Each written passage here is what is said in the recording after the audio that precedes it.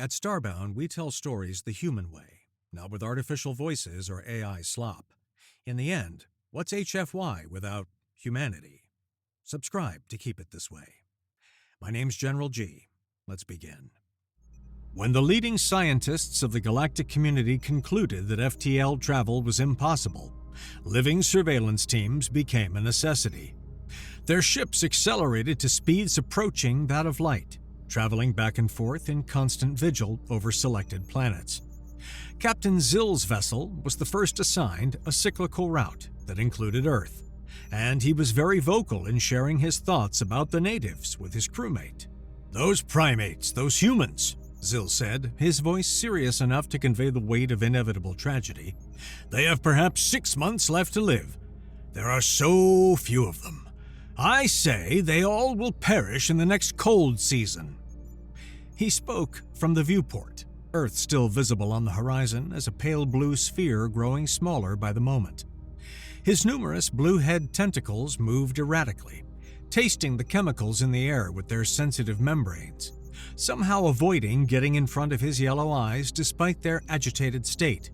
Those eyes remained fixed on the human planet, unblinking in the way his species did when experiencing profound emotion. A very deep sadness settled into Zill's chest cavity, the organ there contracting in a certain pattern that spoke of grief. Their ship was unable to slow down, could not stop to help those sapients who had been so desperately unlucky to have evolved on a planet like that. The laws of physics were cruel. Their vessel had taken decades to accelerate to its current velocity, approaching the speed of light itself. To decelerate would require just as long, and by then, those humans would be long gone, frozen corpses on a world entering a very cold season.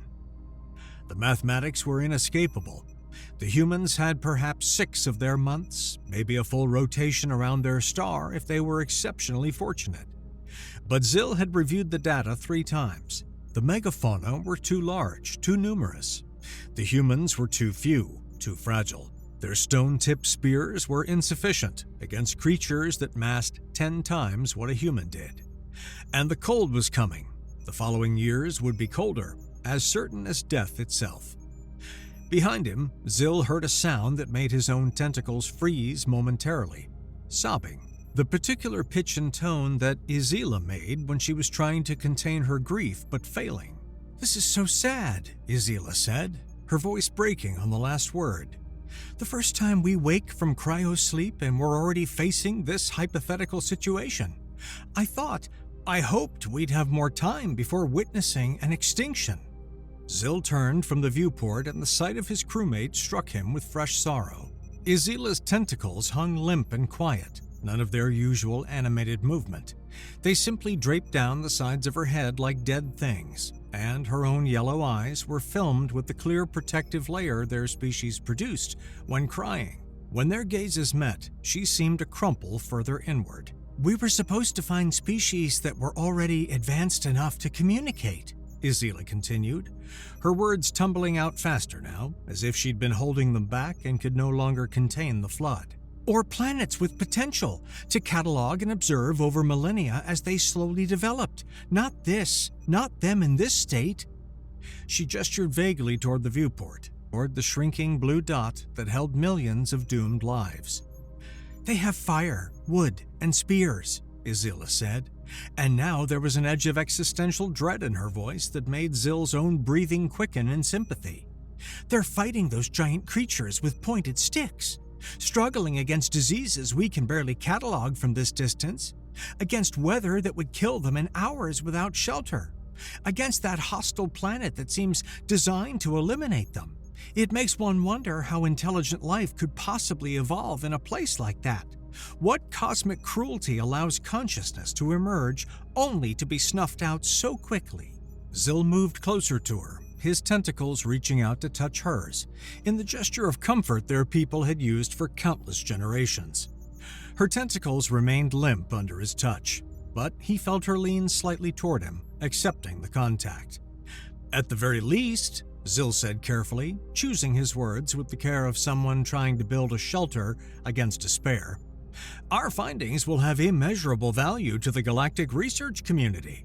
We've documented a sapient species at the Stone Age level, something no other survey ship has managed. We have visual records, atmospheric analysis, population estimates. Those humans will be remembered by us, who happened to pass by in the time that they existed and struggled to keep themselves alive. That's not nothing, Izila.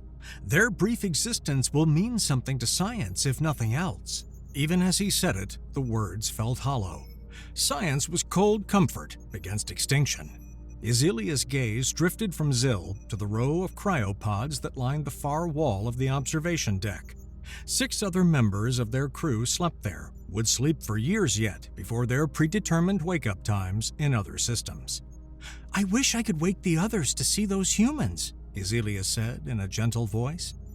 Then she paused, her tentacles finally showing some animation as they curled and uncurled in a gesture of uncertainty. She stared directly at Zil. No, I guess it's better this way. We're the only ones who have to suffer with this information. The others still have the chance to wake up in other systems with planets either devoid of life or ready to make contact through radio. They won't have to carry this weight." Zil thought about the way their team worked, the careful rotation the mission planners had designed. Different crew members would wake in each system based on their specializations and the predicted characteristics of the planets they'd encounter. But he, as captain, would be awake far more than the others. By the time they completed their circuit and returned to their homeworld, he would have experienced perhaps 10 years of subjective time, while thousands of years passed in the outside universe. The price was high for all of them. They would arrive on a planet of strangers of their own species, where the time period they used to live in existed only in history books and old footage. Their families would be dead, their culture transformed beyond recognition, their language evolved into dialects they'd struggle to understand. They were ghosts moving forward through time, observers who could never fully participate in the life of the galaxy, at least for now. But that was the job. Someone had to watch, someone had to document, and with FTL travel possible, this was the only way. "We should go back to sleep," Zil said, making the decision with the authority of his rank. "There's nothing more to catalog in this system for now. The data is recorded, the reports are filed. We've done our duty." "Can we stay awake until the human planet vanishes from our sight?" Izilia asked suddenly, her tentacles lifting with the question. Zil tilted his head, a gesture of puzzlement. "Why?" "I don't know," Izilia admitted. Her voice was small and uncertain. I feel like we should. Like we owe them that much, to witness them for as long as we can." It was irrational, it served no scientific purpose, it would drain their limited awake time reserves for no practical gain. But Zil found himself agreeing anyway, accepting her request with a simple nod. They took seats together near the viewport, settling into the observation chairs that would support them for hours. The ship continued its relentless velocity, and Earth continued to shrink, the blue giving way to a mere point of light among countless others. They didn't speak much as the hours passed. Occasionally, Izilia would make a soft sound of sadness. Once, Zil reached out and took her manipulator appendage in his own, squeezing gently. She squeezed back. When Earth finally vanished to their naked eyes, becoming indistinguishable from the surrounding stars, Izilia let out a long, shuddering breath. "Wake me up again the next time we pass close to Earth," she said, as they rose from their seats, her tentacles now animated with something that he interpreted as determination. "Please, Captain, I want to know what happened to them, even if it's just to confirm their extinction. I need to know. How long will it take?" Zil consulted his internal timer, cross-referencing it with the ship's navigational database. The calculations were complex, but he'd done them enough times to estimate quickly. "It will take around 10,000 local years for our next visit to Earth," he said. "Our route will take us through 15 other systems before we loop back. At our velocity, and with the pods, we'll experience about 6 months subjective time, but Earth will age 10 millennia. 10,000 years, Izilia repeated, the words slow and weak, then louder, more firmly. Wake me up again at that time, regardless of what you find. Promise me, Zil." He should have refused. It was against the rules to guarantee wake-up assignments so far in advance. But looking at Ezelia's face, at the desperate hope mixed with dread in her expression, Zil found himself making a promise he had no authority to make. "I promise," he said. "I'll wake you up. We'll see what became of the humans together." Ezelia seemed genuinely happy at his promise, her tentacles performing a little dance of gratitude and relief. Together, they walked to their cryopods, the familiar routine of preparing for long sleep settling over them like a comfortable blanket. As the pods closed around him and the chemical fog began to fill the chamber, Zil's last conscious thought was a small, irrational hope that, somehow, impossibly, those humans might surprise them all. Then the darkness took him, and 10,000 years began to pass. Zil woke up. The transition was instantaneous, as it always was. One moment, nothing. The next, full consciousness, his mind immediately alert, his sensory organs drinking in information. Something in his memory kicked in immediately, a flag the AI must have set. The display above his pod showed the current system, and Zil's heart skipped a beat as he recognized it. The blue planet, third from its star. The moon that was bigger than any moon had the right to be, probably the result of some ancient catastrophic collision that had nearly destroyed the planet before life had even begun there. Earth. Memory flooded his mind with vivid clarity despite the 10,000 years that had passed for the universe outside his pod. He remembered the humans, the desperate, doomed humans with their spears and their fires and their impossible struggle against a world that wanted them dead. He remembered Ezelia's tears. He remembered his promise. His breathing came faster, the excitement and dread mixing in his chest like colliding chemical reactions. Zil left his pod quickly, his limbs remembering the movements even after subjective months of disuse. He moved to the control panel and quickly overrode the autonomous system that would wake someone at random according to the predetermined schedule. Using one of his few special permission tokens, the kind captains were given for emergencies or extraordinary circumstances, he specified Ezelia's pod. The ship acknowledged the command through the main screen. Across the chamber, Ezelia's cryopod began its wake-up sequence. Zil walked up to her pod, watching through the transparent upper section as the process completed. She was already awake, her eyes open, her tentacles moving in the confused pattern of someone reading unexpected information on their pod's internal display. The pod opened with a long hiss, and he felt the cold from inside. "Don't tell me we're back at..." Ezelia began, her voice rough from disuse but gaining strength with each word. "Earth," Zil finished for her, unable to keep the emotion from his own voice. "I made sure we would be together to investigate what happened to those unfortunate sapiens. I promised you." Ezelia paused for just a moment, her tentacles going still as she processed this.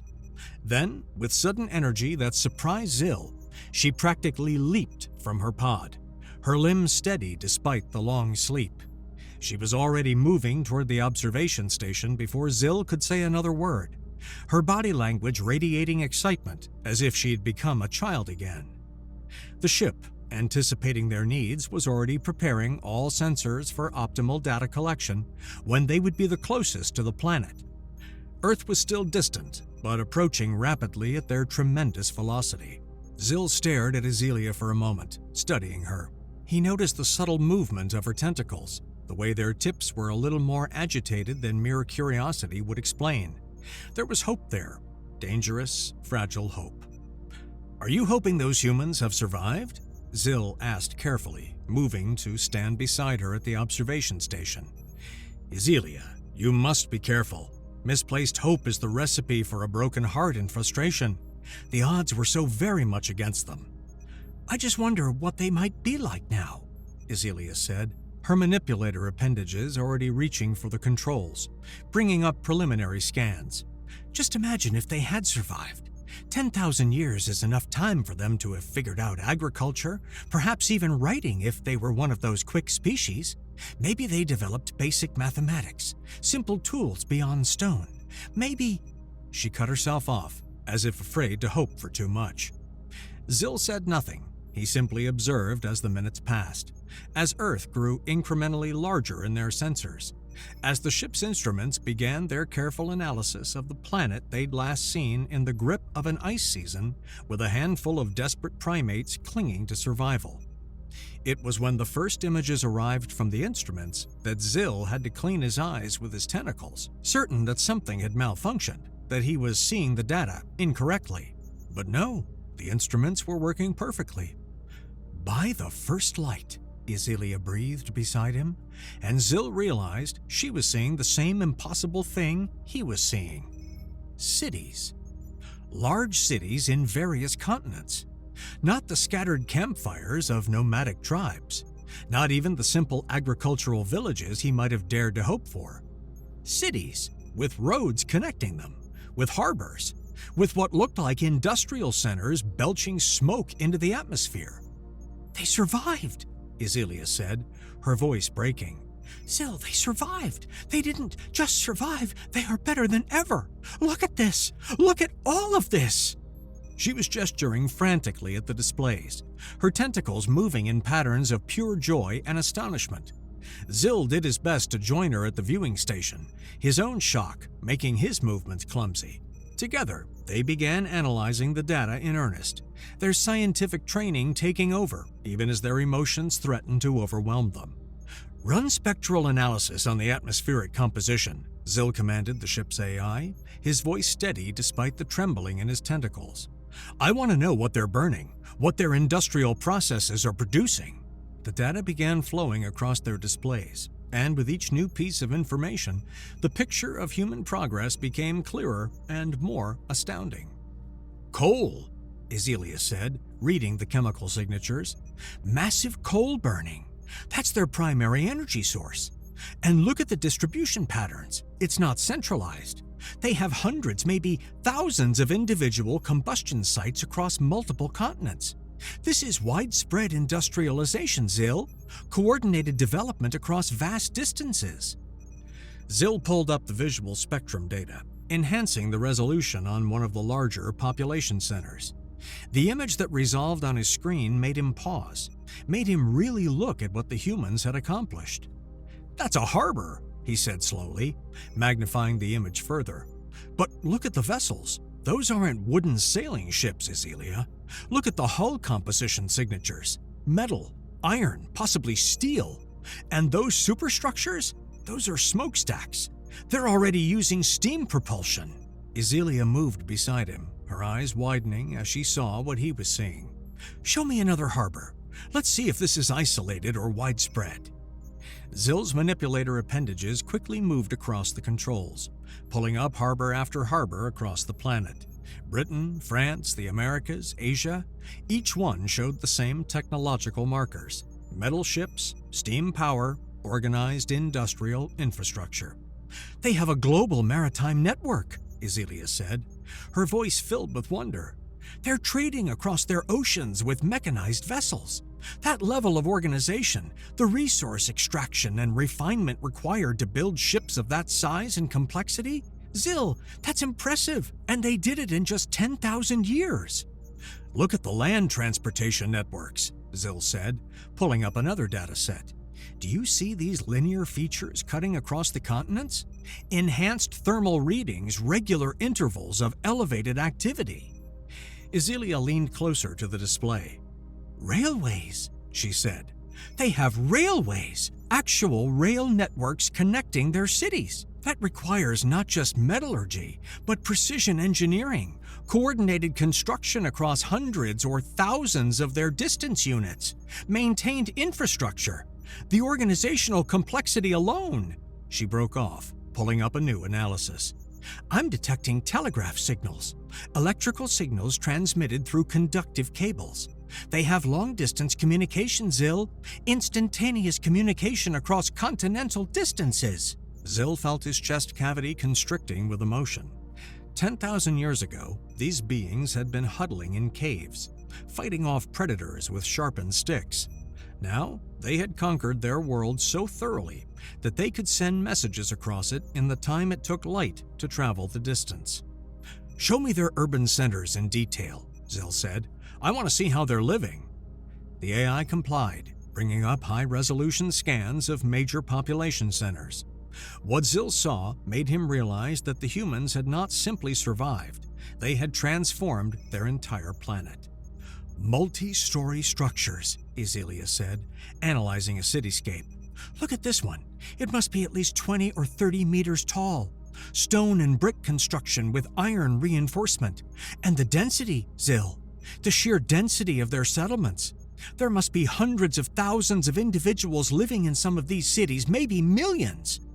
"Look at the infrastructure," Zill added, pointing to the network of streets and buildings. "Organized sanitation systems. I'm detecting underground water flow, probably aqueducts or pressurized pipes. Street lighting in some areas, which suggests either gas or early electrical systems. They've completely reshaped their environment to support concentrated populations." Isilia brought up another scan, this one showing agricultural regions. "Their farming is impressive. These are enormous monoculture fields, hundreds of acres each. Mechanized plowing. I think I'm seeing steam-powered agricultural equipment. They're producing food surplus on a scale that could support massive non-agricultural populations. That's how they're sustaining those cities." "Yes, and their resource extraction," Zill said, feeling almost overwhelmed by the data. "I'm detecting deep mining operations, quarries, logging operations that span entire forest regions. They're extracting raw materials on an industrial scale and processing them in dedicated facilities. I'm utterly impressed." Isilia pulled up a chemical analysis of the atmosphere. "Not everything is good. I'm detecting increased carbon dioxide levels. They're actually changing their planet's atmospheric composition through their activities. That's the kind of impact that usually takes geological timescales or catastrophic events. They're doing it in mere millennia." "Let's hope it's just a temporary stage. Burning things for energy is the signature of a species that has achieved complete dominance over their environment, after all," Zill said quietly. "Nothing on that planet can threaten them anymore. They're not prey. They're not struggling for survival. They're the apex of everything." "Wait," Isilia said suddenly, her tentacles going rigid in her excitement. "Zill, run an electromagnetic spectrum analysis. Full range, especially in the radio frequencies." Zill understood immediately what she was looking for. He ran the analysis, his heart racing as he waited for the results. The data came back, and while there were no artificial radio transmissions yet, the indicators were there. "They're close," Zill said, studying the readings. "They have electrical infrastructure, telegraph networks. The theoretical knowledge is probably already there or will be within a generation. They're on the verge of radio, Isilia, maybe a few decades at most in their timescale." "Which means when we return," Isilia said, her voice trembling with excitement, "in another 10,000 years, they'll be able to hear us. They'll be able to respond. This will be a first contact scenario." Zill nodded slowly, the implications washing over him. "The AI will wake the entire crew for that. All of us together, witnessing humanity's entry into the galactic community." They stood in silence for a moment, both of them processing the magnitude of what they were witnessing. A species they had mourned as doomed had not only survived, but had leapfrogged through technological ages at a pace that seemed almost impossible. "How did they do it?" Isilia asked softly. "How did they go from stone spears to steam engines in 10,000 years? Most species take 50,000, sometimes 100,000 years to make that journey. Some never make it at all." Zill had been wondering the same thing. He pulled up the historical climate data, comparing it to the recordings from their last visit.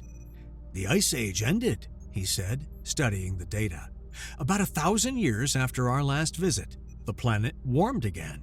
The megafauna must have died off, either from climate change or from human hunting pressure. With their primary food source gone, the humans had to adapt or die. They were forced to experiment, develop, and build." "But even so," Isilia protested, "that's extraordinary.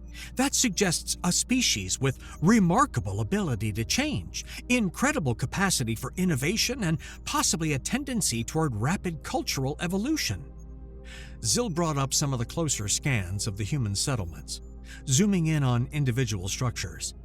Through the advanced sensors, he could make out details of human life, markets filled with goods, construction projects in progress, what looked like educational institutions and centers of learning. Yes, they're social on a massive scale, Zill observed. Look at how they cooperate. Those construction projects require hundreds of individuals working in coordination. Isilia was scanning through what appeared to be a library or university. They're preserving knowledge, passing it down through generations, each generation building on what the last one learned. That's the key, Zill. They are doing the same thing our species once did. And they're competitive, Zill added, noting the distinct regional variations in technology and organization. Different human groups are developing slightly different solutions to the same problems, then sharing or copying successful innovations. Isilia pulled back to a planetary view, looking at Earth as a whole. The blue sphere was filled with the evidence of human activity. Shipping lanes across the oceans, railways across the continents, cities glowing with the heat of industry and concentrated population. "We thought we were watching them die," Isilia said, her voice thick with emotion. "We mourned them, and all this time they were fighting and building. They were becoming this." "They're going to reach the stars," Zill said with sudden certainty. "Maybe not in the next 10,000 years, but eventually. A species with this much drive, this much innovation, they won't stay on their planet forever." "Do you think they'll remember?" Isilia asked. "Their time with the spears and the ice and the struggle? Or will they have forgotten by the time we return? Or perhaps they've already forgotten it by now?" Zill thought about that, looking at the evidence of human civilization spread before them. "I think they'll remember.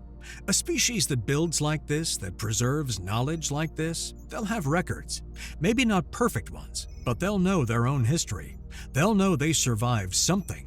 The ship was beginning to move past optimal scanning range, Earth starting to recede again in their trajectory. They had perhaps another hour before the planet would be too far for detailed analysis. "We have to try to contact them," Isilia said suddenly, moving toward the communication station. "Isilia," Zill said gently, but she was already shaking her head.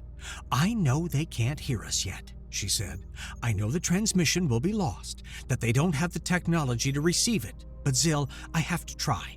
I have to tell them, even if it's just for us, for our own need to speak to them. Please." Zill looked at his crewmate, at the hope and joy and desperate need in her expression, and he found himself nodding. "Go ahead," he said. "Tell them what you need to tell them." Isilia opened the communications channel, setting it to broadcast on multiple frequencies, repeating continuously until they were out of range. Then she began to speak. "Humans of Earth," Isilia said, her voice warm and full of emotion. "We don't know if you can hear this. We don't know if you'll ever hear this. But we saw you before. 10,000 of your years ago, we passed your planet when you were fighting for survival with simple tools and brave hearts. We thought you would die. We were so certain you would die.